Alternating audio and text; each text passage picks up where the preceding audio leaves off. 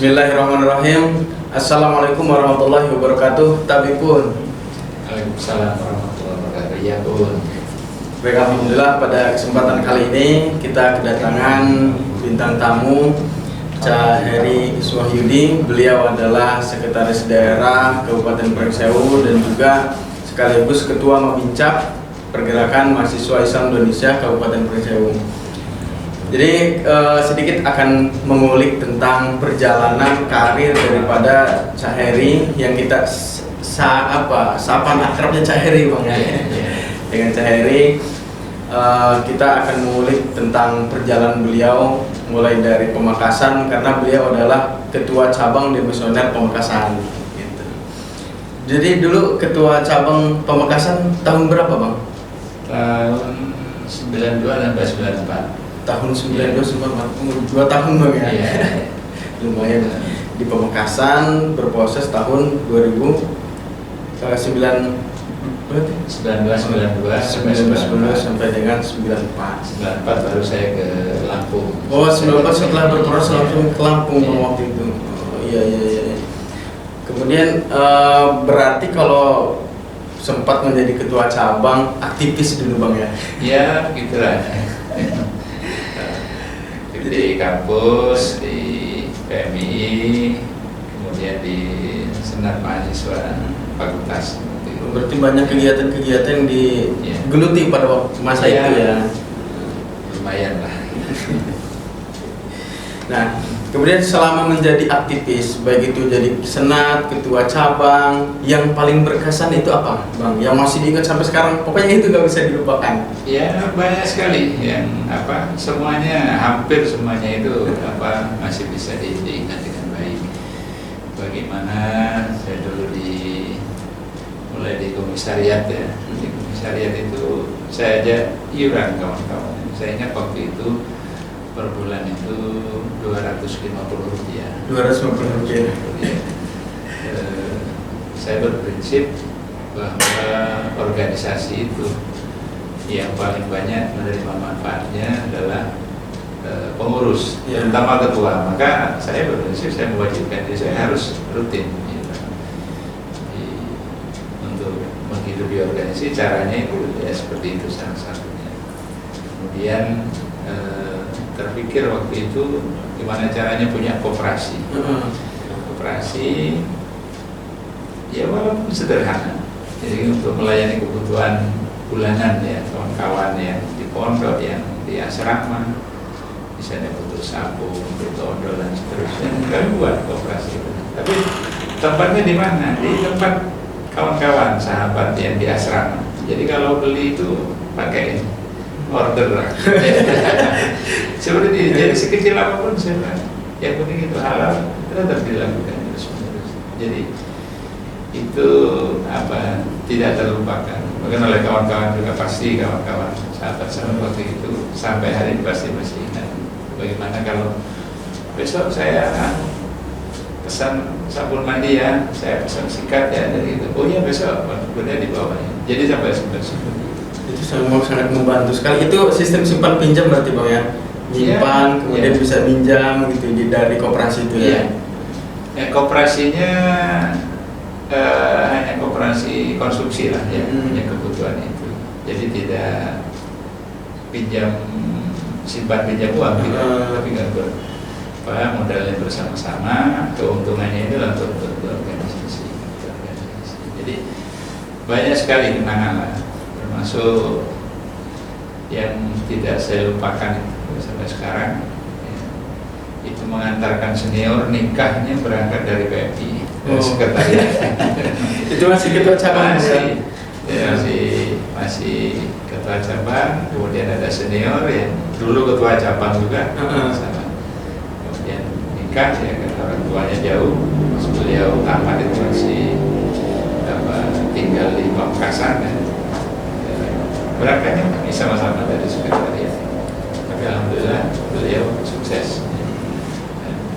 Terakhir itu pernah jadi rektor, kalau tidak salah, rektor di universitas swasta di sana. Kami bersyukur. Jadi keinginan betul nikahnya itu, doakan nikahnya dari Pamekasan ke Sidoarjo itu berangkatnya dari PMI. Jadi kami pengurus dan alumni ya, para senior berangkat bersama-sama dari sini. Termasuk calon pengantin yang harus berangkat dari berangkat bersama-samanya di rumah dari sekretariat. Dari sekretariat. Itu karena saking itu ya namanya sahabat Bang. Iya, ya, sahabat dan ya beliau rumahnya jauh. Senior jauh ya, di Malang kalau tidak salah. Berangkat dari situ. Itu tidak terlupakan ya, sampai sekarang bagaimana dia berjuang di PMI, kemudian mengarungi kehidupan bersama istrinya yang juga aktivis ya PMI, sama-sama aktivis. Kemudian sukses dalam jadi banyak sekali yang tidak terlupakan, banyak sekali. Menarik gitu Bang ya, artinya dari pengurus cabang ini namanya sahabat sampai mengantarkan dari sekretariat mengantarkan calon pengantin ya. Nah itu dari yang pertama itu yang keunikannya berangkat calon pengantin dari sekretariat. Yang kedua mungkin ada iuran atau sejenisnya untuk sahabat yang mau menuju pelaminan itu Bang. Ya kalau itu ya biasa lah. Biasa. Jadi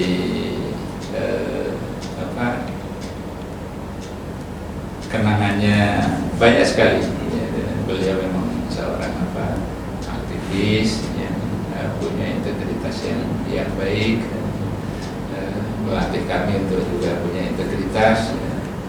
Jadi itu kemudian semangatnya juga ya, dan sampai sekarang mungkin tetap menjadi ya panutan di sana, sekarang masih eksis di NU masih tetap.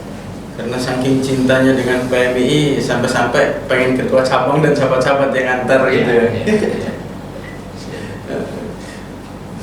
Nah, kemudian dari aktivis tadi Bang yang pernah ngerasain demo apa sejenisnya Bang? Ya demo ya pernah demo. Waktu itu yang agak besar itu soal SD/SP kan, di Pamekasan. Kami PMI bersama kawan-kawan santri dari berbagai pondok pesantren di sana yang menyampaikan aspirasi lah. Saya ingat waktu itu malam resepsi 17 Agustusan. Jadi selesai pagi itu upacara, malamnya resepsi. Itu tradisinya seperti itu di pendopo. Setelah sudah kumpul kami menyampaikan aspirasi. Ya ditanya oleh apa keinginan kalian? Keinginan kami SD/SP ditutup. Alhamdulillah direspon dengan baik pada saat itu. Kemudian secara resmi untuk di Kabupaten Pamekasan ditutup. Nah kemudian ini Bang yang berkaitan dengan ketua cabang. Dulu itu ketua cabang masih proses kuliah ya kuliah, kemudian ngurusin organisasi sebagai ketua cabang. Ada aktivitas lain nggak selain dari itu untuk menghidupi organisasi? Kalau aktivitas lain untuk organisasi enggak sih. Jadi ya tadi ya di koperasi. Kemudian untuk saya pribadi justru ya harus bekerja sampingan untuk menghidupi diri sendiri. Ya kalau libur itu pulang ke Bondowoso, saya tinggal di Bondowoso di Jawa, itu bawa dagangan dari Madura itu jadi ada petis ya, jadi endapan dari rebusan ikan, biasanya itu dijadikan bumbu rujak. Kemudian saya jual kain batik, kain batik seperti itu, kain batik di Madura. Kemudian jualan pisau dapur, ya golok sampai dengan celurit. Kemudian ada yang juga membutuhkan tapi berat bagi saya. Jadi batu ungkal kata orang Jawa ya, yang untuk ngasah. Oh ya, untuk ngasah. Itu kalau di daerah Bondowoso, ya Jember dan sekitarnya. Itu kalau tahu dari Madura itu laris. Karena apa? Batunya itu nggak terlalu keras, tapi nggak juga cepat luntur. Jadi untuk ngasah itu bagus. Jadi cepat tajam. Jadi di Sumeneb itu saya minta aja sama saudara-saudara itu, sama mbah-mbah saya ke sana di Sumeneb, di tempatnya itu Desa Pagandangan Barat, Kecamatan Bluntung, Kabupaten Sumeneb.